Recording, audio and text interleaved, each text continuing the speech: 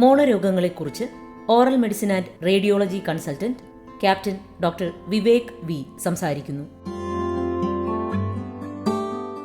ലോകത്തിൽ നല്ലൊരു ശതമാനം പേരെയും ബാധിക്കുന്ന ഒരു ആരോഗ്യ പ്രശ്നമാണ് മോണരോഗം. മോണരോഗത്തെക്കുറിച്ച് പറയുന്നതിന് മുമ്പ് അതിൻ്റെ ഘടന അറിയേണ്ടതുണ്ട്. മോണയ്ക്ക് പ്രധാനമായും 4 ഭാഗങ്ങളാണുള്ളത്. 2 മൃദുവായവയും 2 കട്ടിയുള്ളവയും. മൃദുവായ ഭാഗങ്ങളെ ഗംസ് അഥവാ ജിഞ്ചിവ എന്നും പെരിഡോണ്ടൽ അഥവാ പല്ലിനെ അസ്ഥിയോട് യോജിപ്പിക്കുന്ന ഭാഗം എന്നും തരംതിരിക്കാം. കട്ടിയുള്ള ഭാഗങ്ങളാകട്ടെ പല്ലിനെ താങ്ങി നിർത്തുന്ന അസ്ഥി അഥവാ ആൽവിയോളാർ ബോൺ എന്നും പെരിഡോണ്ടൽ ലിഗമെന്റിനെ പല്ലിനോട് ചേർക്കുന്ന വേരുകളുടെ ആവരണമായ സിമെന്റം എന്നും വേർതിരിക്കാം. മൃദുവായ ഭാഗങ്ങളെ ഗംസ് അഥവാ ജിഞ്ചിവ എന്നും പെരിഡോണ്ടൽ ലിഗമെന്റ് എന്നും തരംതിരിക്കാം. ഈ 4 ഭാഗങ്ങളിലും ഏതെങ്കിലും ഒരു ഭാഗത്ത് രോഗം വന്നാൽ അത് മോണരോഗമായി കരുതാം. മോണരോഗം വളരെ സാവധാനം പുരോഗമിക്കുന്ന ഒരു രോഗമാണ്. അതുകൊണ്ട് തന്നെ നേരത്തെ കണ്ടുപിടിക്കുന്നത് കൊണ്ട് വളരെ സാധാരണവും ചിലവ് കുറഞ്ഞതുമായ ചികിത്സ കൊണ്ട് നിയന്ത്രിക്കാവുന്നതും ഇല്ലാതാക്കാവുന്നതുമാണ്. ഒട്ടുമിക്ക മോണരോഗവും തുടങ്ങുന്നത് ജിഞ്ചിവൈറ്റിസ് എന്ന് ക്ലുപ്തപ്പെടുത്തിയ ഒരു അവസ്ഥയിൽ നിന്നാണ്. ഇവിടെ മോണ ചുമക്കുകയും പല്ല് തേക്കുമ്പോഴും എന്തിനു പറയുന്നു പഴം കഴിക്കുമ്പോൾ പോലും മോണയിൽ രക്താംശം തുടങ്ങിയ രോഗലക്ഷണങ്ങൾ കാണുന്നു. വായ്നാറ്റവും ഒരു പ്രധാന രോഗലക്ഷണമാണ്. ഇവിടെ നിന്നും അസ്ഥിയിലേക്കും പെരിഡോണ്ടൽ ലിഗമെന്റിലേക്കും അണുബാധ എത്തുമ്പോൾ അതിനെ ഏർലി പെരിഡോണ്ടൈറ്റിസ് എന്ന് വിശേഷിപ്പിക്കുന്നു. ഈ അവസ്ഥയിൽ നേരത്തെ പറഞ്ഞ രോഗലക്ഷണങ്ങൾ കുറച്ചുകൂടെ മൂർച്ഛിക്കുന്നു. അണുബാധ കനക്കുന്നതോടെ രോഗലക്ഷണങ്ങൾ വീണ്ടും കൂടുകയും വേദനയും പിന്നെ സ്പോണ്ടേനിയസ് ബ്ലീഡിംഗ് അഥവാ വെറുതെ ഇരിക്കുമ്പോൾ തന്നെ മോണയിൽ നിന്ന് രക്തസ്രാവം ഉണ്ടാവുകയും ചെയ്യുന്നു. ഈ അവസ്ഥയെ മോഡറേറ്റ് പെരിഡോണ്ടൈറ്റിസ് എന്ന് വിശേഷിപ്പിക്കുന്നു. അണുബാധ ആൽവിയോളാർ ബോൺ ഡിസ്ട്രക്ഷൻ അഥവാ അസ്ഥിനാശം സംഭവിക്കുന്ന അവസ്ഥയിലെത്തുമ്പോൾ പല്ലുകൾക്ക് ചലനം അല്ലെങ്കിൽ ആട്ടം സംഭവിക്കുകയും ഈ പറഞ്ഞ എല്ലാ രോഗലക്ഷണങ്ങളും മൂർച്ഛിക്കുകയും ചെയ്യുന്നു. ഈ അവസ്ഥയെ അഡ്വാൻസ്ഡ് പെരിഡോണ്ടൈറ്റിസ് എന്നാണ് പറയുന്നത്. ഇനി മോണരോഗത്തിൻ്റെ കാരണങ്ങളെക്കുറിച്ച് നോക്കാം. പ്രധാനമായും പല്ലിൽ പറ്റിയിരിക്കുന്ന ഡെൻ്റൽ പ്ലാക്ക് ആണ് മോണരോഗത്തിന് കാരണം.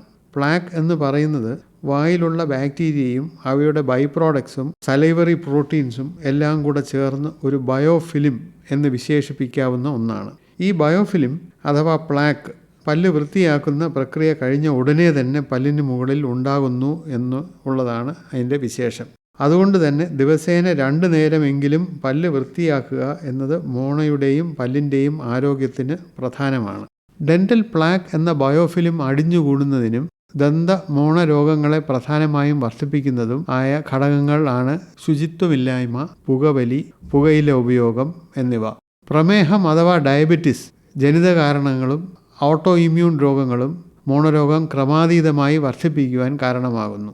ചുരുക്കം ചില മരുന്നുകൾക്ക് മോണരോഗം ഒരു പാർശ്വഫലമായി കാണുന്നതാനും. ഡെൻ്റൽ പ്ലാക്കും പിന്നെ ഉമിനീരിലുള്ള കാൽഷ്യം, ഫോസ്ഫറസ് അയോണുകൾ, എക്സ്ഫോളിയേറ്റഡ് സെൽസ്, ഭക്ഷണാവശിഷ്ടങ്ങൾ എല്ലാം ചേർന്ന് ക്രിസ്റ്റലുകൾ ഉണ്ടായി ടാർട്ടാർ അഥവാ കാൽക്കുലസ് ആയി പല്ലുകളിൽ പറ്റിപ്പിടിക്കുന്ന അവസ്ഥ വരുമ്പോൾ മോണരോഗങ്ങൾ പിന്നീടും മൂർച്ഛിക്കുവാൻ കാരണമാകുന്നു.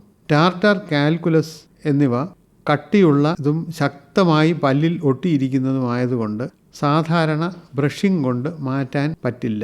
അവ ഒരു ദന്തരോഗ വിദഗ്ധന് മാത്രമേ മാറ്റാൻ സാധിക്കുകയുള്ളൂ. പ്രമേഹം അഥവാ ഡയബറ്റിസ് മോണരോഗം വരുത്തുകയും വർദ്ധിപ്പിക്കുകയും ചെയ്യും എന്ന് കൃത്യമായിട്ട് മനസ്സിലാക്കേണ്ടത് അത്യാവശ്യമാണ്.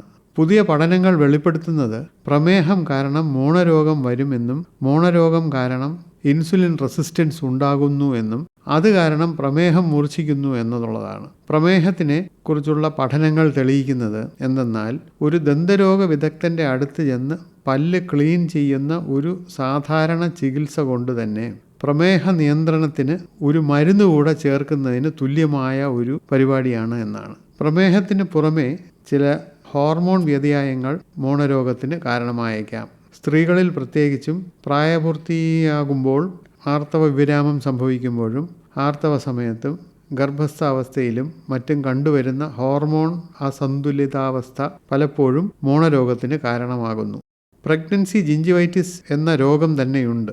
പുരുഷന്മാരിലും അത്ര സാധാരണമല്ലെങ്കിൽ കൂടി ഹോർമോൺ അസന്തുലിതാവസ്ഥ മോണരോഗം വരുത്തിവെക്കാം. പല ഓട്ടോ ഇമ്മ്യൂൺ രോഗങ്ങൾക്കും ത്വക്ക് രോഗങ്ങൾക്കും മോണരോഗം ഒരു കൂടപ്പിറപ്പാണ്. ചില ഓട്ടോമ്യൂൺ അസുഖങ്ങൾ ഡീസ്ക്വാമേറ്റീവ് ജിഞ്ചിവൈറ്റിസ് എന്ന മോണരോഗമായി വായ്ക്കുള്ളിൽ പ്രകടമാകുന്നു. മിക്കവാറും ഈ അവസ്ഥ ബാക്കി രോഗലക്ഷണങ്ങൾ പ്രകടമാകുന്നതിന് മുമ്പ് തന്നെ വായിൽ പ്രകടമാകുന്നതുകൊണ്ട് ഒരു ഡെന്റൽ സർജനോ ഒരു ഓറൽ മെഡിസിൻ സ്പെഷ്യലിസ്റ്റിനോ ഒരു മോണരോഗ വിദഗ്ധനോ ഇത് തിരിച്ചറിയാനും തക്കതായ ചികിത്സയും ചികിത്സാ നിർദ്ദേശങ്ങളും കൊടുക്കുവാനും കഴിയും. ഇനി നമുക്ക് ക്യാൻസറും മോണരോഗങ്ങളും തമ്മിലുള്ള ബന്ധം നോക്കാം. ചില പഠനങ്ങളിൽ ബ്രസ്റ്റ് ക്യാൻസർ, സ്തനാർബുദം, ശ്വാസകോശ ക്യാൻസർ, ആമാശയ ക്യാൻസർ തുടങ്ങിയ രോഗങ്ങളിൽ മോണരോഗം ഒരു അപകട ഘടകമായി പ്രതിപാദിക്കുന്നുണ്ട്. റിസ്ക് ഫാക്ടർ എന്നാണ് അതിന് പറയുന്നത്. പക്ഷേ അത് എന്തുകൊണ്ട് റിസ്ക് ഫാക്ടർ ആകുന്നു എന്നത് അത്ര ക്ലിയർ അല്ല താനും. എന്നാൽ ലുക്കീമിയ പോലുള്ള ബ്ലഡ് ക്യാൻസറിൽ, പ്രത്യേകിച്ച് acute monocytic leukemia, acute myelo monocytic leukemia, acute myeloblastic leukemia AML തുടങ്ങിയ രോഗങ്ങളിൽ മോണരോഗം ആദ്യമായി തന്നെ കാണപ്പെടുന്നു. ഇതും ഒരു ഓറൽ മെഡിസിൻ സ്പെഷ്യലിസ്റ്റിനെയോ അല്ലെങ്കിൽ ഒരു മോണരോഗ വിദഗ്ധനെയോ ഒരു ഡെന്റൽ സർജനെയോ കാണിച്ച് പരിശോധനയിലൂടെ നേരത്തെ കണ്ടുപിടിക്കാനും ചികിത്സ ലഭ്യമാക്കുവാനുമുള്ള നിർദ്ദേശങ്ങൾ സ്വീകരിക്കാനും പറ്റും. ഇനി മോണരോഗം തടയാനും അഥവാ ഉണ്ടെങ്കിൽ അതിൻ്റെ ചികിത്സ അഥവാ മാനേജ്മെൻറ്റ് എങ്ങനെയെന്ന് നോക്കാം. മോണരോഗം തടയാനുള്ള പ്രധാന ഉപാധി പല്ലുതേപ്പ് തന്നെയാണ്. ദിവസേന 2 നേരമെങ്കിലും ബ്രഷ് ഉപയോഗിച്ച് തന്നെ പല്ലുകൾ വൃത്തിയാക്കുന്നത് അത്യാവശ്യമാണ്. ബ്രഷ് തന്നെ ഉപയോഗിച്ച് മോണ ഒഴിയുന്നതും വളരെ നന്നായിട്ടുള്ള ഒരു പ്രവൃത്തിയാണ്. പല്ലിനിടയിലും ബ്രഷ് എത്താൻ സാധ്യത കുറവുള്ള സ്ഥലത്തും ഡെന്റൽ ഫ്ലോസ് ഉപയോഗിച്ച് വൃത്തിയാക്കുന്നത് ജിഞ്ചിവൈറ്റിസ് എന്ന മോണരോഗം തടയാൻ വളരെയധികം സഹായകരമാകും. പല്ലിൽ കറയും കട്ടിയുള്ള കാൽക്കുലസ് അഥവാ ടാർട്ടാറും സബ് ജിഞ്ചിവൽ കാൽക്കുലസും മറ്റും പറ്റിപ്പിടിച്ച് തുടങ്ങുമ്പോൾ തന്നെ ഒരു ഡെന്റിസ്റ്റിനെയോ ഒരു മോണരോഗ വിദഗ്ധനെയോ കാണിച്ച് വേണ്ട ചികിത്സ തേടേണ്ടത് അത്യാവശ്യമാണ്. വളരെ പ്രധാനമായും മോണരോഗം വരാതെയിരിക്കാൻ അവലംബിക്കേണ്ട കാര്യങ്ങൾ നോക്കാം. പുകയിലയും പുകയില കൊണ്ടുണ്ടാക്കിയ സാധനങ്ങളും മറ്റും ഉപയോഗിക്കാതിരിക്കുക. ആരോഗ്യകരമായ ഭക്ഷണക്രമങ്ങളും ദിനചര്യയും ശീലമാക്കുക. 3 മുതൽ 6 മാസം കാലയളവിൽ ഒരു ഡെന്റൽ ചെക്കപ്പ് നിർബന്ധമായും നടത്തുക. ദിവസേന 2 നേരമെങ്കിലും പല്ലുകൾ ശുചിയാക്കുക. ഫ്ലൂറൈഡ് അടങ്ങിയ പേസ്റ്റും ഉപയോഗിക്കാമെങ്കിൽ വളരെ നല്ലത്. നല്ല രീതിയിൽ ക്രമമായി ഒരു മൃദുവായ സോഫ്റ്റ് ബ്രഷ് കൊണ്ട് മോണയിൽ നിന്ന് പല്ലിലേക്ക് ബ്രഷ് ചെയ്യുന്ന രീതിയാണ് ഏറ്റവും നല്ലത്. കണ്ണാടിയിൽ നോക്കി ഓരോരോ പല്ലായി ബ്രഷ് ചെയ്യാമെങ്കിൽ വളരെ നല്ലത്. ബ്രഷിംഗ് കൊണ്ട് പല്ല് മാത്രമല്ല, പല്ലിനെ സപ്പോർട്ട് ചെയ്യുന്ന മോണയും ഒഴിയുവാൻ അല്ലെങ്കിൽ മസാജ് ചെയ്യുവാൻ ഉദ്ദേശിക്കുന്നു. അതു കാരണം മോണയുടെ ആരോഗ്യം നിലനിർത്താനും മോണരോഗങ്ങൾ തടയാനും ഒരു പരിധിവരെ സാധിക്കും. മോട്ടറൈസ്ഡ് ബ്രഷുകൾ ഉപയോഗിക്കുന്നത് നല്ലത് തന്നെ. മോണയുടെ ആരോഗ്യത്തിന് മറ്റൊരു പ്രധാന ഘടകം നാക്കിൻ്റെ ശുചിത്വമാണ്. ദിവസേന 2 നേരം പല്ല് തേക്കുമ്പോൾ തന്നെ പല്ല് തേക്കുന്ന ബ്രഷ് ഉപയോഗിച്ച് നാവും ബ്രഷ് ചെയ്യുന്നത് അത്യാവശ്യം. ടങ് ക്ലീനർ, ടങ് സ്ക്രേപ്പർ മുതലായ ഉപകരണങ്ങൾ ഉപയോഗിക്കേണ്ടതില്ല. ബ്രഷ് തന്നെ മതിയാകും. മോണരോഗം സാധാരണ കണ്ടുവരുന്ന ഒരു രോഗമാണെങ്കിലും അതിന് പല കാരണങ്ങളുണ്ട് എന്നതുകൊണ്ട് ഒരു ഡെന്റിസ്റ്റിൻ്റെ അടുത്ത് പോയി അല്ലെങ്കിൽ ഒരു മോണരോഗ വിദഗ്ധൻ്റെ അടുത്ത് പോയി രോഗനിർണയം നടത്തേണ്ടതും തുടർ ചികിത്സ കൈക്കൊള്ളേണ്ടതുമാണ്. ലളിതമായ ബ്രഷിംഗ് ടെക്നിക്സ് കൊണ്ട് മോണരോഗം ഒരു പരിധിവരെ തടയാം. എല്ലാവർക്കും നല്ല ദന്താരോഗ്യം ആശംസിക്കുന്നു.